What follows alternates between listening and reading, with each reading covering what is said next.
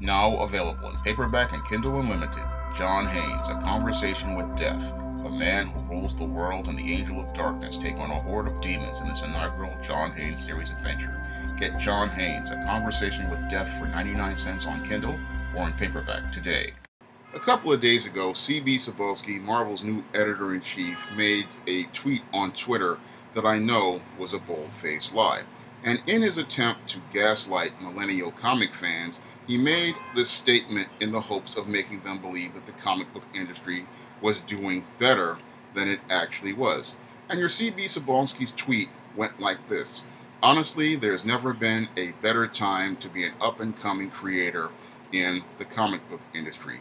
We need more talented writers, pencilers, inkers, cover artists, colorists, and designers than before. Start by making a name for yourself and getting your work out there. Word of mouth is key. Now, as someone who has been in this hobby for over 35 years, ever since he was 4 years old, I know that statement that Cebulski made on Twitter is a bold-faced lie. And I know this because I have been collecting comics ever since the mid-1980s, and I have been enjoying the comics in my brother's collection, again, since the late 1970s. And I learned and studied the business of comics in the late 1980s, and the comic book business is nowhere near where it was back in the late 1980s and the early 1990s, when we had the comic book boom going on as partially a result of the '89 Batman movie. Because back in '88, '89, comic sales were up at an all-time high, and in the early '90s, comic book sales even went higher than that. And because comic sales were at these all-time high levels, the price for art was a lot higher than it was today.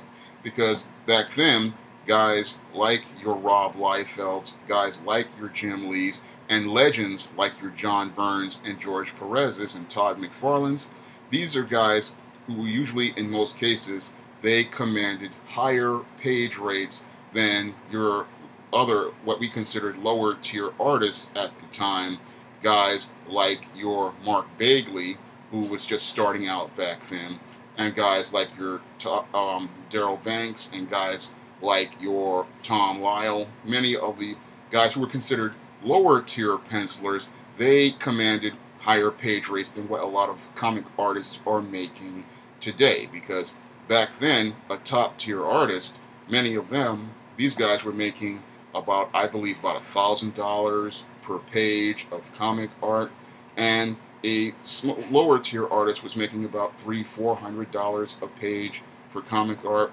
And a really solid writer like a Chris Claremont, they were pulling some decent money on every story they wrote.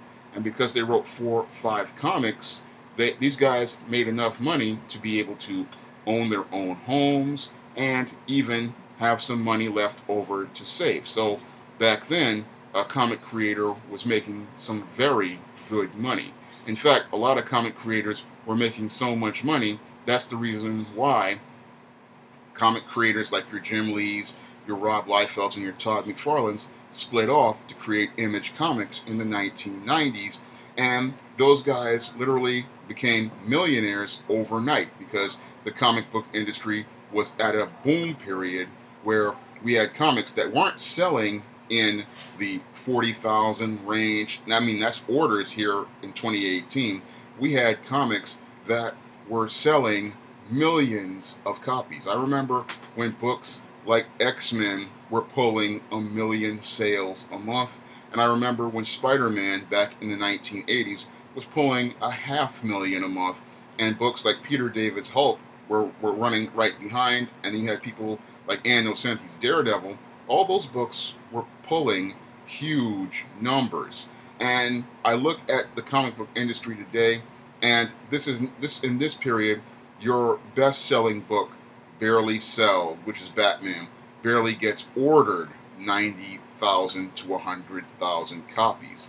You compare that to X-Men back in 88, 89, where this book was pulling 1 million units and was literally selling a comic book every second of every day all over the world, and it just doesn't compare. So when I listen to your CB Cebulski making the statement that honestly it's not been a better time for an up-and-coming creator to come into the industry, that's a bold-faced lie.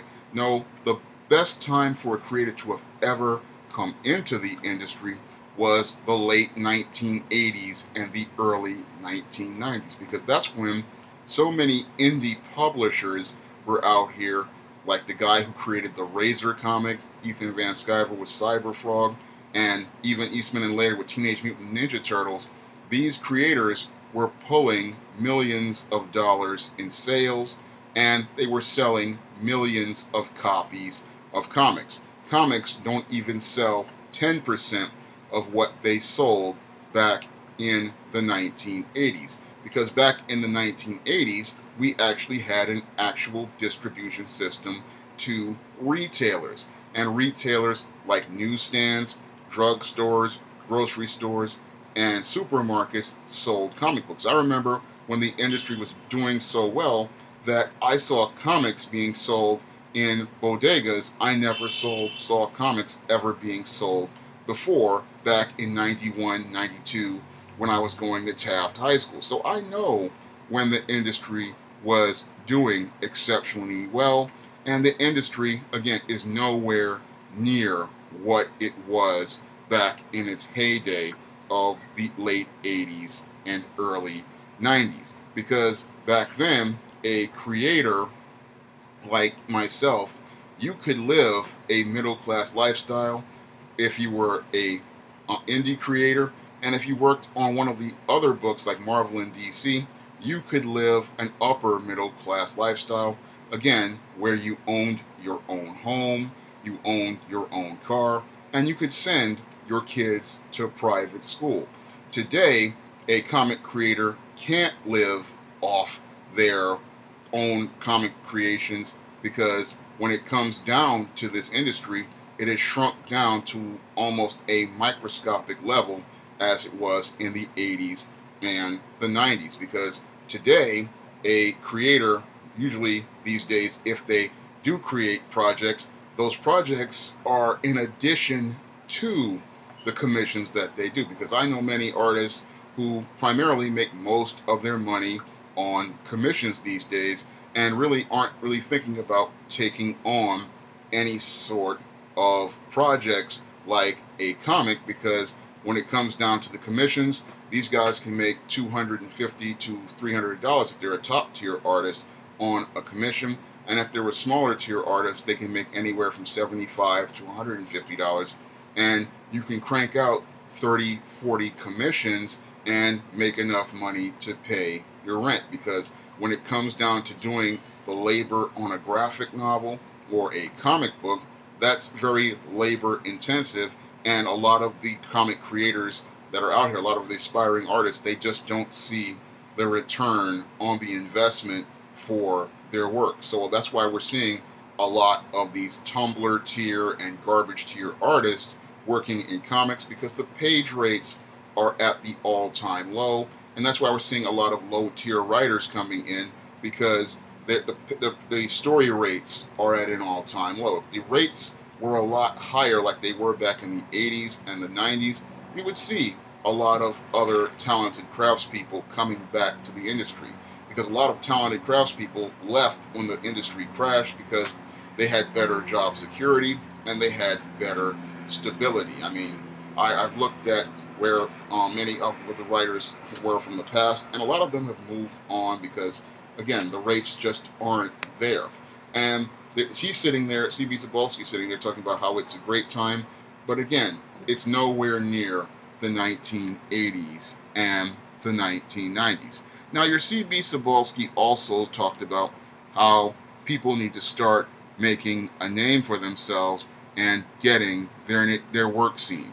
And that's another BS statement, because as a guy who has been trying to get his work seen for over 15 years, I can tell you that the industry is extremely insular and makes no real efforts to try to reach new talent. Because I've been trying to get in this industry since the mid-1990s, where I sent a resume and a cover letter to Milestone Media, and I've been getting no response for years. I remember about 2 years ago, I submitted my work to DC Comics Writers Workshop, and I got no response. And I submitted to Dynamite, and I got no response. So people saying that this is a great time for creators to submit their work and that they want to get their name out there.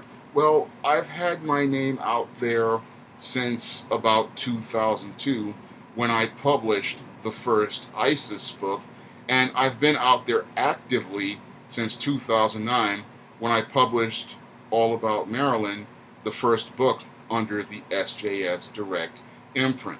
And I'm a writer who has critically acclaimed by many book clubs, and I've got numerous reviews on Amazon.com, and I've got a whole host of sales on over 60 books. So your CB Cebulski saying getting your name out there, my name has been out there with the SJS Direct imprint, and it's also been out there on the Sean James Black Freelance Writer blog, a blog that has over 2 million hits internationally and is known all over the world. And I'm a writer who has made appearances on several radio shows, and I'm known in all throughout the comic book world. I mean, I have people who are always linking to my blog from comic book websites all over the world, yet your CB Cebulski is talking about getting your name out there and getting the word of mouth. I've had the word of mouth for over a decade. I've had the audience for over a decade, and I've built an audience over the decade in the publishing world by going out and publishing my own books under the SJS Direct imprint, and going out here and building up the Sean James Black Freelance Writer blog to the level where it got over 2 million hits in 10 years, and also having articles published on places like the NegroManosphere.com, and I had a column on OnyxLink.com. So I'm out here. I have published pieces that are all over the World Wide Web, and I have an extensive background in not only the Marvel Universe, the DC Universe, but many other independent characters like the Teenage Mutant Ninja Turtles, Archie Comics. I know their histories backwards and forwards, and I've shown that I have extensive experience as a writer writing fantasy and superhero type stories with the ISIS series, the E-Steam series, books like The Temptation of John Haynes, and books like the Spinsterella trilogy. But your Marvel Comics says that they are in the best time for a up-and-coming creator, and they're looking for people. If you were looking for people, you would have sent me an email over 5 years ago. You would have sent me an email over 10 years ago. So I know that that argument is complete BS, because if you were looking for talent like myself to write Marvel Comics, you could have easily contacted me, and we would have worked something out. But your CB Cebulski doesn't want to work with seasoned professionals like myself and many other indie comic pros, because one, our rates are going to be higher, and two, our standards are going to be higher than what Marvel is producing right now. And three, they don't want us there because we don't agree with the political narrative that Marvel is producing right now. Now, when it comes down to myself, I really don't believe that politics should be part of a comic. Yes, comics can make political commentary about what's going on in the world, the way Rod Serling used to do with The Twilight Zone, and the way writers like Gene Roddenberry used to do on shows like Have Gun Will Travel and Star Trek, and the way Ray Bradbury did with books like Fahrenheit 451. Those seasoned sci-fi writers, when they made their comments, they made it in between the lines of their story. And many other great comic book writers like Chris Claremont made his commentary between the lines of the story. and guys like David Michelini made their commentary between the lines of a story. It is not like today's Marvel Comics where we get this heavy-handed, preachy type storytelling where we're told what we're supposed to think, we're told what we're supposed to believe, and the comic book storytelling comes across more, like propaganda than actual storytelling. Because I have comics from the 1970s where we got more story than what I've read in books like the dreadful Marvel Rising, the dreadful Kamala Khan Ms. Marvel series, and the absolutely horrific Unstoppable Wasp. Because in all three cases of those comics, all I saw was propaganda that was meant to try to tell girls how to think, but did not make any efforts to tell a story or give a reader an incentive to keep buying the book. So I listened to your C.B. Cebulski, and him sitting there and talking about how great a time it is to come into this industry. And again, he is lying, because this is the worst time for anyone to even think about considering coming into this business. This business's sales are at an all-time low. The audience is at an all-time low as related to the publishing side.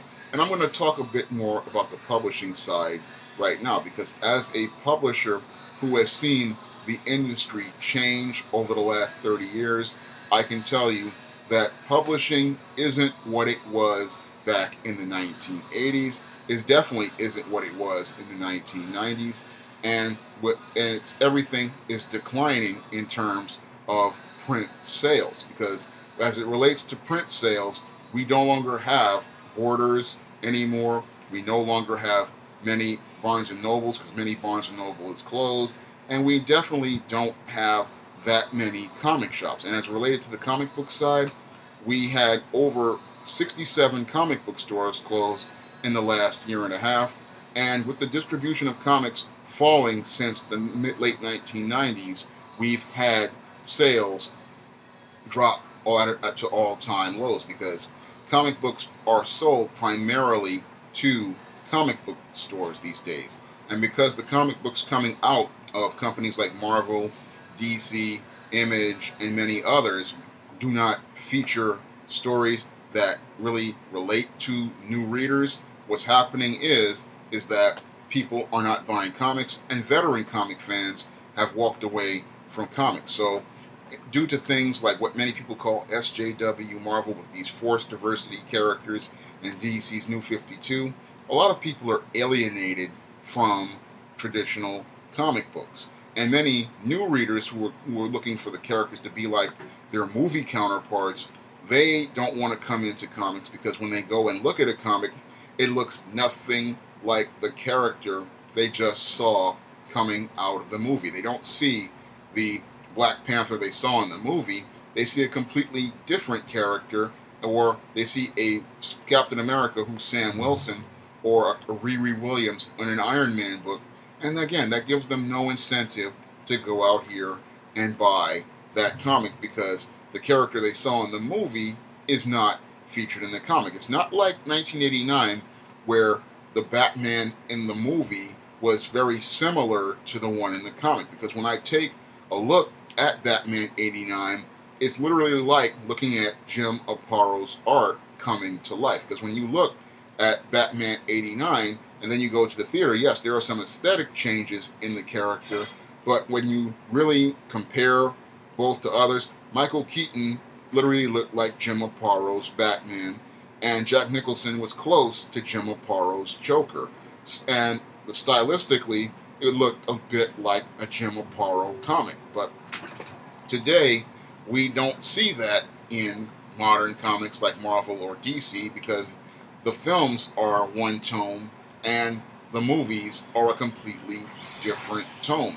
So that doesn't give new readers an incentive to come in. But from the publishing side, it's really brutal, because with these low page rates, with these low story rates, and low and limited audience, because you don't have the distribution like you used to, because comics, again, used to be sold in drugstores. It used to be sold in supermarkets, grocery stores. So you had more exposure, and more exposure to customers meant more sales. But today, you don't have that exposure, so your audience is extremely limited. I'd have to say your audience for comics is at the same level these days as a print-on-demand publisher or a Kindle publisher in terms of audience. That's how small the comic audience has shrunk, especially when you look at the scale of America. America is 300 million people,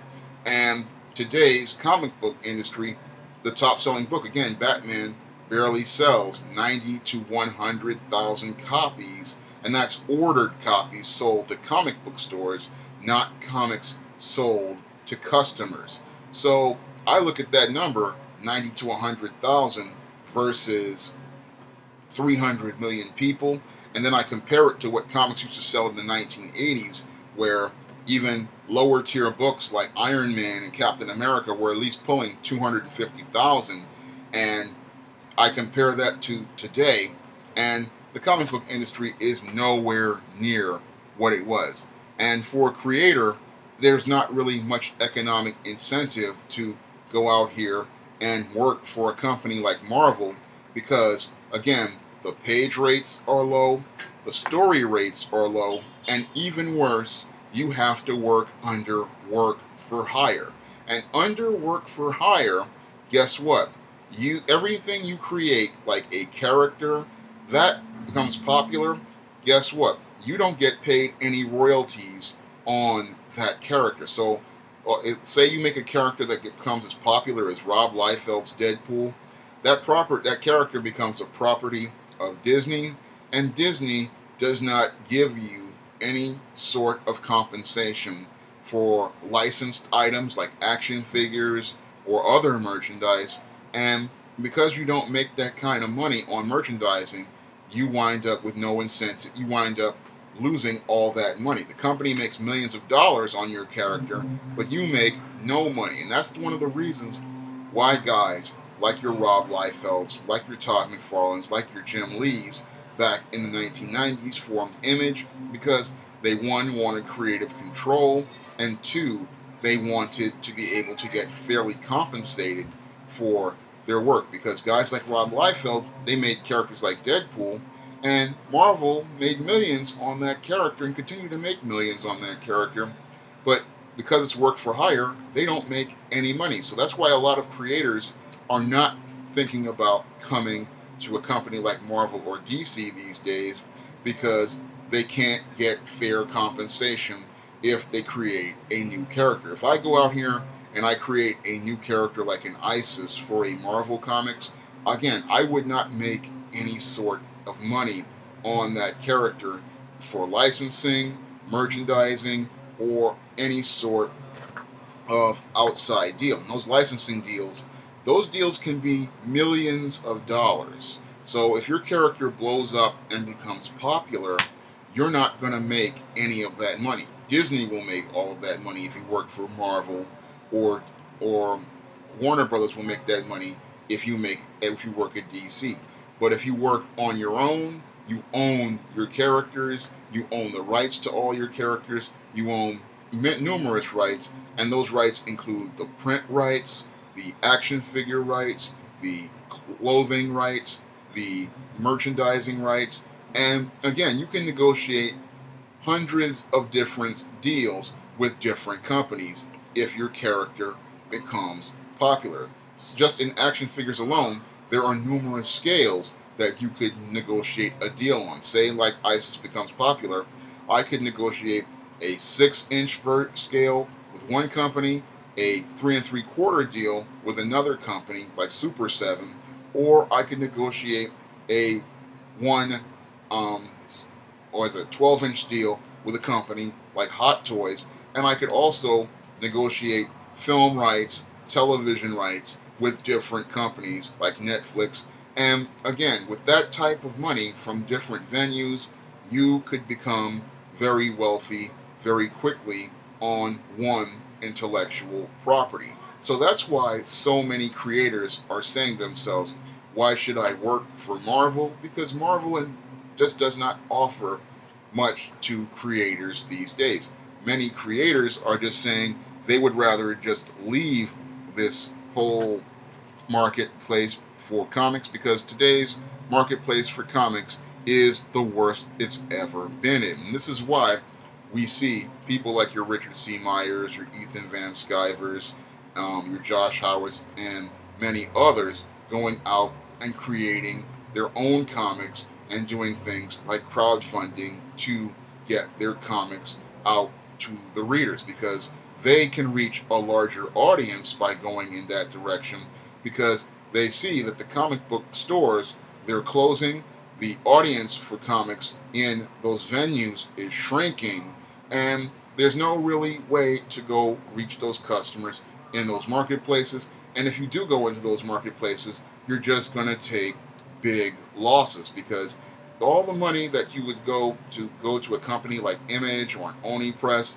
I've looked at their submission policies, and you have to bring in the writer, you have to bring in the penciler, and you have to pay for that work. And it's very similar to what happens with subsidy publishing back in the day. I remember the days of companies like your Imperium Provisos and all these subsidy publishers.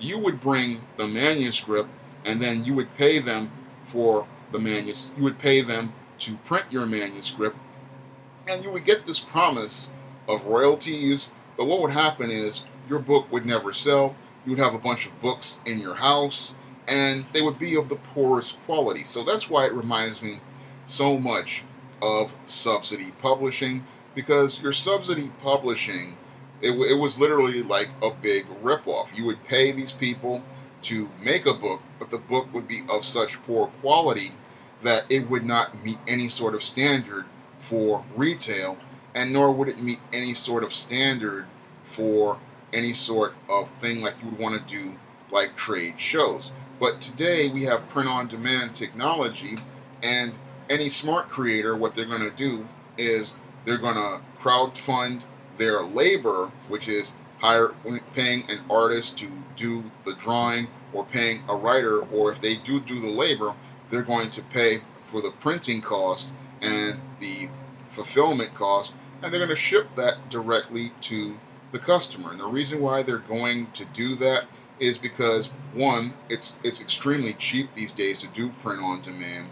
Again, a book like this E-Steam Ascension that I did with the Bill Walko cover on it, this only costs $2.15 to print. So if this book only cost me $2.15 to print at CreateSpace, it costs a lot less if you go with a comic pop printer and you just did it yourself. So most creators, they're going that direction because they see that if I go to a company like an Image or an Oni Press, they're not gonna. They may get in the Diamond catalog, but they're not gonna really pull any profit. And since you have to actually do so many years in the business to get noticed and get the word out, then why should I go out here and go looking to get a name with a company like a Marvel or a DC, when I can go out here and do it like Kevin Eastman and Peter Laird did back in the 80s, building your own brand,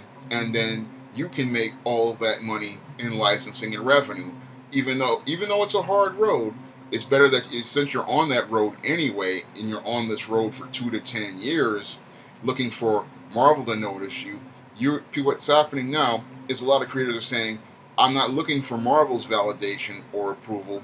We will approve of ourselves, we'll make our own comics, and we'll reach the audience, and we'll reach the audience by going directly to the customer, which is like what I'm doing with SJS Direct right now. And one of the reasons why I call it SJS Direct is because it's Sean James's stories directly to you. And I believe that by going directly to the customer, I can give the customer the kind of stories that the customer wants without having to deal with political narratives at companies like Marvel, having to deal with political agendas at companies like Marvel, or having to deal with fitting my characters into a certain narrative, or having to deal with certain policies. That's one of the reasons why many creators walked away from companies like Marvel.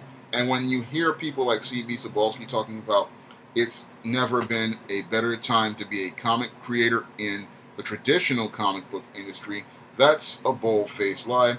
No, it's a great time to be an independent creator because with print-on-demand costs at an all-time low and you being able to create whatever you want, you can create whatever you want, but you have to understand that this is not a road that's paved with gold. This is not a yellow brick road. This is a rough road. There's a lot of hard work that goes into this road. And as a guy who's been doing this work for over 25 years, I can tell you that you're going to deal with a lot of losses before you get a lot of gains. You're going to have to deal with a lot of challenges. And in this road, you're not going to be living like a king like those guys did back in the 1980s when they started to see their characters hit it big. Well, no, those creators lived in a golden age, but today's creators, a lot of them, they know how hard this road is. And when you hear guys like Cebulski coming in here telling a bold-faced lie that this industry is so great, he's lying to you because he wants to try to gaslight people into believing things are great so that they will come in to try to look for work at Marvel so they can go take those low wages. But I'm here to tell you it's just, again, not worth your time because those low wages and that limited audience, it's just wasting your time because these guys are not going to pay you what you're really worth, and they're not going to pay you, and they're not going to get an audience that's going to allow you to reach the largest customer base. Now, with the comic book stores closing, how are you going to reach new readers? How are you going to build an audience? You can't really do that in today's comic book industry, and you really can't make a living in today's comic book industry. Again, many creators, they have day jobs. Many creators have other revenue streams like YouTube, or they have revenue streams like them going to cons and shows where they go and do commissions, because many artists, again, they make more money doing commissions than they do going out here doing assignments, like doing an entire 22-page book, because a 22-page book times maybe 150 if you're a lower tier artist, that's not really that much money to pay your rent or your bills. $150 times 22 is not that much money, and that's if you're at the, as I see it, the lower, not the lower tier, but the higher tier, because some guys, they charge $50 a page, and 50 times 22, that's not that much money. I mean, that's nothing. That's peanuts, especially if you live in a place like New York City. Now, if these guys were making, again, that $800, $900, $1,000 a page, that top tier artists like your Jim Lees, your Rob Liefelds, your John Burns, your George Perez's, those guys can live very comfortably because they are making higher page rates, and the writers who could sell 1 million copies like Chris Claremont, those guys could live fairly well back in the day. But today's guys, you have to have another job, another business, and if you want to be here, you have to really love it, because again, you're going to take a lot of losses on your projects if you go out here and do projects. Now, the crowdfunding has helped a lot of guys like Diversity in Comics be able to get their projects out there and pull a profit, but that's because they're creating what the customer wants and building that demand. But Marvel isn't building that demand, so you going there is not really helping your career. Yeah, you'll have a Marvel name on your book, and you'll have a Marvel credit, but the Marvel credit really doesn't have has any value, and in fact, it has the same value as an SJS Direct value if you look at the terms of sales and you look at the terms of audience. Because when I look at the audience for many Marvel books these days, many Marvel books sales are on the level of Create Space books or Kindle books, and that's showing how low Marvel has fallen over the last, I'd say, 25 years. Because I remember when Marvel Comics was the gold standard, and Marvel Comics sold millions of copies, and books like X-Men and Spider-Man sold millions of copies, and books like the Hulk were not that far behind. When I look at today's comic market, comics are nowhere near selling what they were, and that's why it is the worst time in the history of the business to even think about coming into the traditional business. If you want to come into the business, you're going to have to start self-publishing, and you're going to have to realize that you're going to need a day job in addition to it, and you're going to have to realize how much work is involved. And once you realize how much work is involved, you realize that this is not the time to do this. If you want to become rich, you want to come in here because you have passion, because you love comics, you love telling stories in the comic book medium, and you understand that this is a rough road, but you're here because you want to get your work out there. So that's what you have to understand, that you're going to take a lot of losses before you get a lot of gains. You're going to go through a lot of pain before you get a lot of growth. And this is not a business for greenhorns. Publishing has never been a lightweight business. It's never been a business where you make fast money. And a lot of people come into comics thinking they're going to make fast money and fame, but that's not the case at all. If you come in here, you have to roll up your sleeves and get ready to do some serious work. And your CB Cebulski isn't telling you how much work is going to be involved and how little compensation you're going to get for that work in the long term, because this is a marathon, not a sprint.